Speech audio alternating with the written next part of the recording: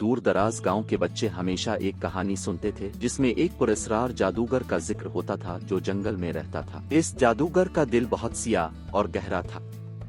اس کی جادو کی طاقتیں بچوں کو خوفزدہ کر دیتی تھیں، لیکن وہ ہمیشہ اپنے کاموں میں گہری چال بازیوں کا شکار کرتے تھے۔ ایک دن 5 بچے علی، مریم، احمد، سارہ اور زینب اپنی جرأت آزمانے کے لیے جنگل میں جانے کا فیصلہ کرتے ہیں۔ انہوں نے سنا تھا کہ جادوگر کی طاقتوں کا مقابلہ کرنا بہت مشکل تھا، لیکن ان کی جستجو اور مہم کا جذبہ انہیں اس طرف کھینچ رہا تھا۔ جنگل میں داخل ہونے کے بعد بچوں نے محسوس کیا کہ وہاں کچھ بہت ہی عجیب تھا۔ درختوں کی ٹہنیاں آپس میں رگڑ رہی تھیں جیسے وہ آپس میں سرگوشی کر رہے ہوں۔ ہوا میں ایک عجیب سی سرد مہک تھی اور درختوں کے درمیان ایک غمگین خاموشی چھائی ہوئی تھی۔ چند گھنٹوں کی تلاش کے بعد بچے جادوگر کے گھر تک پہنچ گئے۔ یہ ایک قدیم اور پراسرار مکان تھا جس کے دروازے پر ایک بڑا سا کمربند لگا تھا۔ بچے ہمت کر کے اندر داخل ہو گئے اور سامنے ایک بوڑھا پراسرار شخص کھڑا تھا۔ تم لوگ یہاں کیوں آئے ہو؟ جادوگر نے ان سے پوچھا۔ علی نے کہا، ہم تمہاری جادو کی طاقتوں کا مقابلہ کرنے آئے ہیں، ہم تمہیں ہرا دیں گے۔ جادوگر ہنسا اور کہا، تمہیں میری طاقت کا پتہ نہیں، مگر میں تمہیں ایک سبق سکھاؤں گا۔ پھر جادوگر نے اپنی طاقت دکھانی شروع کی۔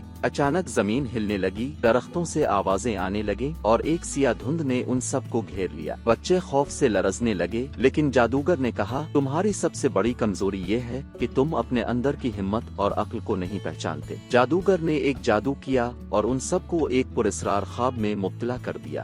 خواب میں بچوں کو مختلف چیلنجز کا سامنا کرنا پڑا جہاں انہیں اپنی خوف اور شک کو قابو میں کرنا تھا۔ ایک دن احمد نے اپنے خوف کا سامنا کیا، مریم نے اپنی عقل کو استعمال کیا، سارہ نے ثابت قدمی دکھائی، علی نے دل کی سنوائی اور زینب نے دوسروں کی مدد کی۔